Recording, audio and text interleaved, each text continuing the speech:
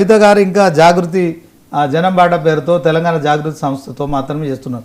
అది స్వచ్ఛంద సంస్థనా, రాజకీయ పార్టీనా, లేకుంటే దాని వేదిక ఏంటి? ఈమె ఆల్రెడీ ఎమ్మెల్సీగా రాజీనామా చేశారు.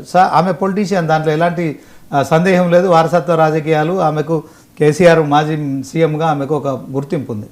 కానీ ఆమె చేస్తున్న యాత్రలతో మరి ఎలాంటి స్పందన ఉంది, ఆమె ఏం చెప్తోంది?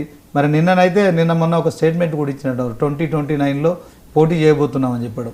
ఇదంతా కేవలం ఆస్తుల కోసమే జరుగుతుందని కూడా ప్రచారం జరుగుతుంది. సో మీలాంటి వాళ్ళు కూడా పార్టీలో జాయిన్ కావడం, అందులో పనిచేయడం, ఇదంతా ఎటు దారితీస్తుంది? ఏం జరగబోతుంది చెప్పండి.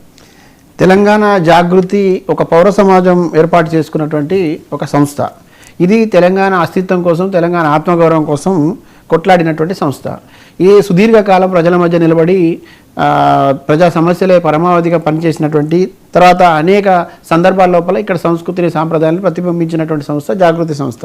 కవితక్క గారి నాయకత్వంలో 19 ఏళ్లుగా సుదీర్ఘంగా గ్రామస్థాయి నుంచి ఈ క్షేత్రస్థాయి నుంచి నిర్మాణం ఉన్నటువంటి సంస్థ.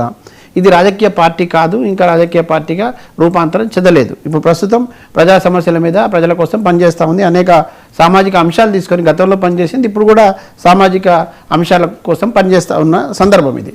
ఇక ఆరోపణలు, ప్రత్యారోపణలు, లేదంటే రాజకీయ పరిణామాలు, ఇవన్నీ మీరు మాట్లాడినవి కానీ బయట విన్నవి కానీ చూస్తూ ఉంటే ఇప్పుడు సందర్భం ఏమిటంటే, ఈ గతంలో ఈ రాష్ట్రాన్ని అభివృద్ధి చేస్తామని, ఈ ప్రాంత ఆత్మగౌరవం నిలబెడతామని రాజకీయాల్లోకి వచ్చి తర్వాత ఉద్యమం నిర్వహించి రాష్ట్రం వచ్చిన తర్వాత వాటిని విస్మరించిన నేపథ్యంలో, తర్వాత కుటుంబంలో కూడా అంటే సమర్థవంతమైనటువంటి నాయకురాలిగా ఉన్నటువంటి కవితక్క గారిని బయటికి పంపించడానికి జరిగిన కుట్రలు, ఇవన్నీ ఇక జరిగిన పరిణామాలను మొత్తం ఇదొక ఎపిసోడ్ పూర్తిగా.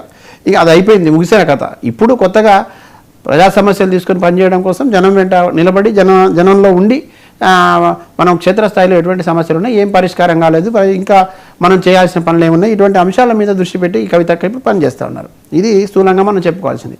ఇవాళ పరిణామం చూసుకుంటే కనుక ఇవాళ ఒక తెలంగాణ జాగృతి అనేక విజయాలు సాధించింది. దాంట్లో భాగంగా ఇవాళ కూడా ఒక విజయం సాధించింది. ఏమిటంటే ఐడిపిఎల్కి సంబంధించిన భూముల ఆక్రమణకు సంబంధించి ఆరోపణలు అనుకుందామా, అక్కడ జరిగిన అక్రమాలను అనుకుందామా, తర్వాత ఎవరైతే దోషులు ఉన్నారో వాళ్ళ మీద చర్యలు తీసుకుని కవితక్క జాగృతి సంస్థ చేసిన పోరాటం ఫలితంగా ఇవాళ దానికి జ్యుడిషియల్ ఎంక్వైరీకి ప్రభుత్వం ఆదేశించింది. అది పూర్తిగా తెలంగాణ జాగృతి విజయం, కవితక్క చేసిన పోరాట ఫలితమని నేను చెప్పదలుచుకున్నాను.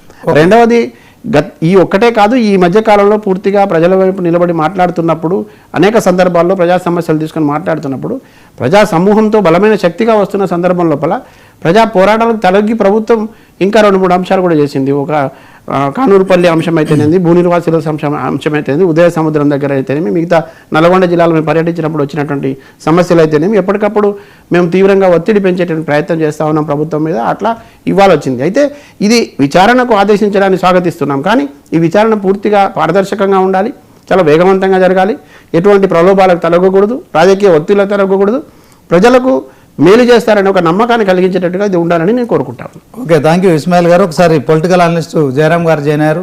Jayaram garu, good afternoon. Very good afternoon. Kalvakuntla Kavitha చేస్తున్న ఈ మధ్య, అంటే ఎప్పుడైతే తాను అమెరికా నుంచి వస్తున్న క్రమంలో ఆమె నాన్నకు రాసిన లేఖ బహిర్గతం అవడం, ఆ తర్వాత ఆమె కనీసం వారానికి ఒక సంచలనం సృష్టిస్తున్నారు. సో మొత్తానికి బాంబుల మీద బాంబులు కూడా పేల్చుతున్నారు. తాజాగా కాబోయే ముఖ్యమంత్రి నేనేనని చెప్పుకోవడం కావచ్చు. సో ఒకసారి మహేష్ గౌడ్ మాట్లాడింది టీపీసీసీ అధ్యక్షులు, ఆ బయట చూద్దాము, ఆ తర్వాత మీరు కామెంట్ చేయండి.